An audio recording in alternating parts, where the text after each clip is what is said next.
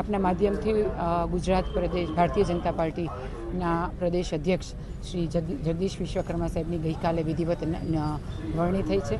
સરળ, સાદગી અને સેવાનો સમન્વય એટલે જગદીશ વિશ્વકર્મા સાહેબ અને લોકોને હંમેશા સાથે રાખી અને સેવા અને રાષ્ટ્રની સેવા એ હંમેશા એમનો ઉદ્દેશ રહ્યો છે. અને ભારતીય જનતા પાર્ટીના જે હંમેશા અભિગમ રહ્યો છે કે એક બૂથ લેવલનો કાર્યકર્તા આજે સમગ્ર ગુજરાત પ્રદેશના અધ્યક્ષ પણ છે અને મંત્રી તરીકે પણ જવાબદારી નિભાવી રહ્યા છે. આપ જાણો છો એ રીતે જગદીશ વિશ્વકર્મા સાહેબ બૂથના કાર્યકર્તા રહ્યા છે, અમદાવાદ શહેરના પ્રમુખ રહ્યા છે. એની સાથે સાથે એ 3 વખત રાજ્ય સરકારમાં ધારાસભ્ય તરીકે પણ એમણે જવાબદારી નિભાવી છે ને અત્યારે હાલમાં મંત્રી તરીકે પણ જવાબદારી નિભાવી છે.